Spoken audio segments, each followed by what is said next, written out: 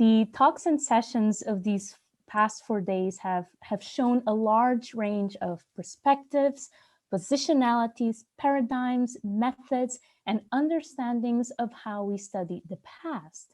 Despite this being more evident here, in comparison to many other conferences we might usually attend, we must keep in mind that diversity is not a state we can achieve permanently. It is a way of thinking and acting, a constant process that needs to push back against the status quo. We need to work to approach this ideal in our own work and in the spaces of academia. It depends on each of us.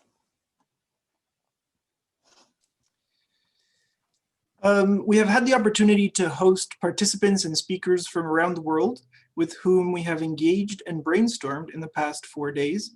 We accepted 82 papers instead of the 40 that were originally planned this year. And these papers came from 25 countries and 56 universities, colleges, and institutes from around the world. Despite the challenges posed by COVID, I hope that we can appreciate at least the one positive side, which is that Zoom and the online structures being employed have brought us together.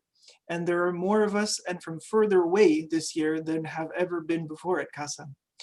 Talks from the conference will be uploaded to our YouTube account for future viewing, and the link will be sent to all participants, and we hope to publish further proceedings of this conference in the near future. We hope that moving forward, online participation is baked into any conference as an inclusive method of opening up to presenters and audiences from all around the world. Yeah, so now we would like to give a great round of virtual applause and extend our deepest gratitude to everyone who helped us build and run this conference. None of our unique sessions, and this includes topics and titles such as Beating Androcentric Narratives, The Diversity of Death, The Diversity, Dissemination, and Disclosure of Heritage, Race and Ethnicity Across Time, Archaeology of Spaces, Using Diversified Science Methods in Archaeology, and Critically Approaching Ethnographic Analogies. None of these would have been possible without the Department of Archaeology at the University of Cambridge and the MacDonald Institute, which has supported this conference over the past 4 years.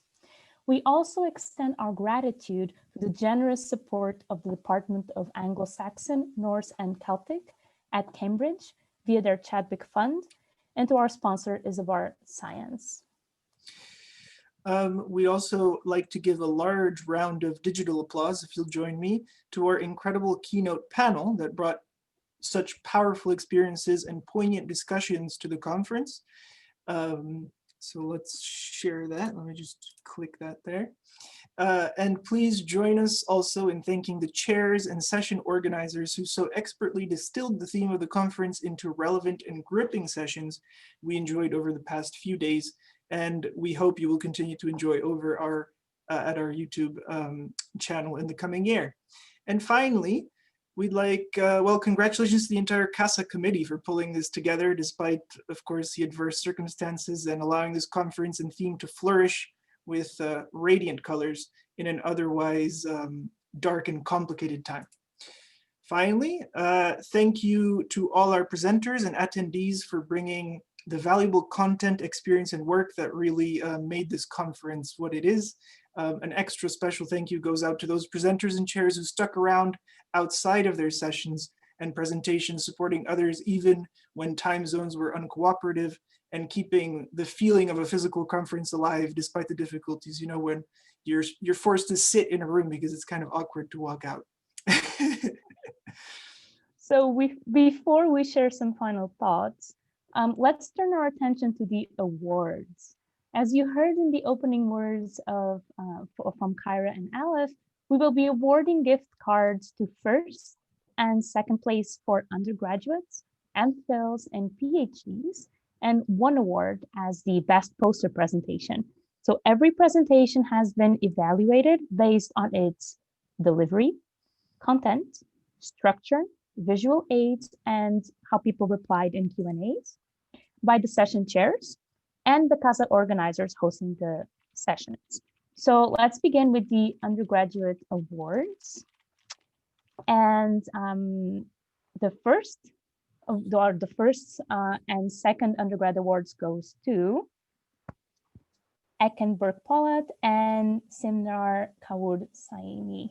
I'm sorry if I mispronounced your names, but congratulations. These were amazing presentations, and please go on and make better presentations and bring us better things.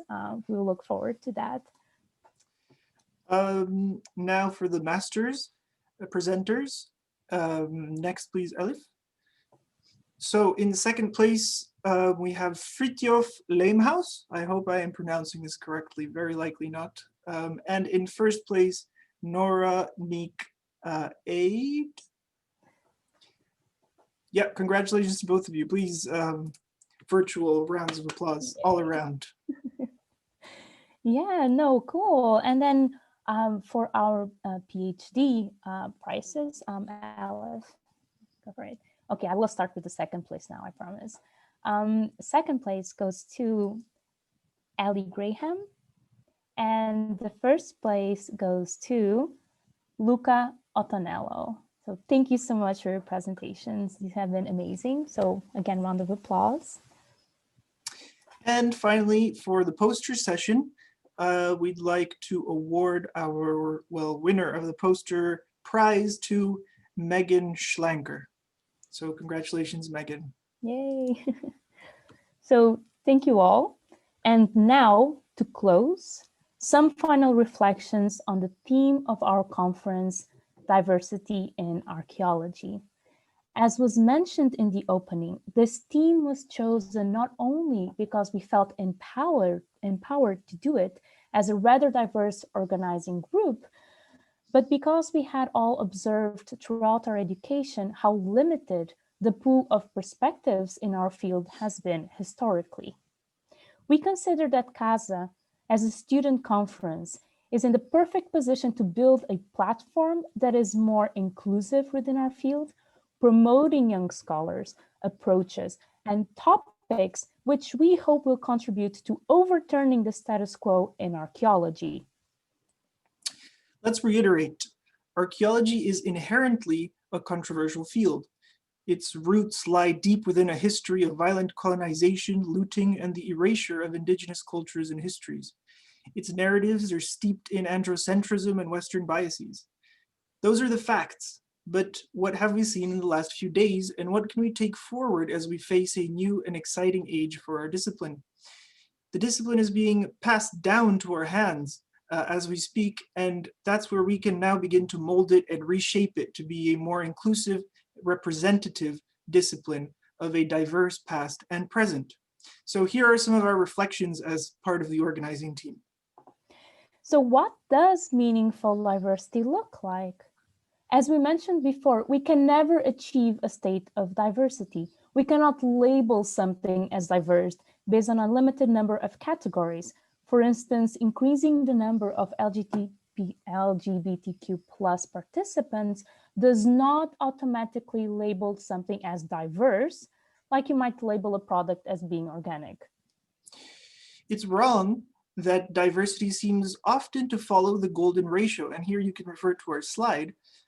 It follows the golden ratio when determining participation. See if this sounds familiar, where you have white males as this large dominant group, and then proportionally smaller and smaller groups representing other categories, such as women, BIPOC, non-binary, or transgender, just to name a few categories. And this is often claimed as diversity. And this is what we see usually when people claim that their course or their faculty is diverse. In the golden ratio, there is a hierarchy of knowledge, of structures that are replicated, and people both in the past and in the present are still mostly viewed within their prescribed roles, which excludes some identities and perspectives entirely. For instance, as was mentioned by Alex Fitzpatrick, neurodiversity is overwhelmingly omitted. And so we need to crack open these categories, like Laura mentioned, and rebuild this idea of diversity from the bottom up and start thinking of equal representation among intersectional identities from all backgrounds, more like this second picture, where there's just kind of a beautiful mess in a sense. Yeah, so from our perspective as trained archaeologists who have transitioned to heritage. So both Oliver and I have gone through this path. We see that both archaeology and heritage should not be separate. Critical heritage approaches should be inextricable from any project. Archaeology is not an objective study of a distant past. We are actively involved in the ongoing processes of heritage creation and maintenance that neither start with us nor end with us. For too long, archaeology as a discipline has made it a point to separate present-day communities from the objects it studies, and has so often claimed and stolen. We need to rework archaeology into something that helps improve and empower the lives of the people living in the present with knowledge of how people lived in the past. Archaeologists need to be heritage experts as well. Our next reflection is that we need to smash the frontier between experts and local communities. Referring to Professor William White's point, we urgently need to embrace and practice co-production of knowledge with those who carry legacies of experience and understandings that we cannot ever access fully and should not work without. We do not stand above those who we work with. We depend on others every step of the way, and as archaeologists, we would not be anywhere without collaboration, historically unreciprocated goodwill, and unpaid work from local stakeholders, not to speak of the atrocities our discipline is built on. Also, we cannot forget that archaeologists are members of communities themselves, and we do not and should not hand in our biases at the door when we get our diplomas. Diversity of interpretations will arise out of the erosion of the hard border between experts and local communities. And it does not stop at any point. As Professor Shadrach Chirikura expressed, we need to take this philosophy all the way to the structures that legitimize or not manuscripts, journals, publishers, presentations, conferences, awards, job applications, and promotion processes. And some of us, hopefully many of us, will get to where we can actually change those from the inside, from the very top. Yeah. We must keep in mind that our discipline is powerful, and we know what a certain uncle says about power and responsibility. We can never forget that archaeology was complicit in colonialism, slavery, racism, ableism, cisnormativity, sexism, and fascism, among many others. It is our responsibility to manage different interpretations carefully and be cautious and humble in our conclusions. This brings us to our next point. Where is the archaeologist in our interpretations and our work? We're far from being the objective, unbiased, disinterested observers of past phenomena that traditional archaeology would like us to think we are. As many of us know firsthand, the observer changes what is being observed. As archaeologists, we cannot continue flirting dangerously with positivistic notions arising out of the hard sciences. In fact, even the hard sciences have challenged this perspective. Look at the observer effect in quantum mechanics, for example. We cannot remove ourselves from the equation. We need to reflect on our positions and motivations. We need to account for our own impact in our work and on the heritage and identity processes it affects. And finally, archaeology needs to be polyglot. To misquote a common phrase, the past had different borders. We cannot allow present-day ethnic, linguistic, and national borders to restrict what we read, who we work with, what approaches we use, and how we interpret the complex picture of what we call the past. Again, as we begin breaking into the higher echelons of the discipline, we need to take this philosophy with us and essentially rethink and rebuild the processes that legitimize or not manuscripts, presentations, awards, and job applications, among other processes. We are active participants in the building and rebuilding of the past, and it's our choice to maintain or not the dangerous paradigms of our discipline. The past is not out there, it is what we make of it. So these are just some of the reflections that we made. Of course, there is much more. And it certainly is not in our capacity to think or say it all. So we leave the rest in your capable hands. Thank you all for joining us for CASA 4, Diversity in Archaeology.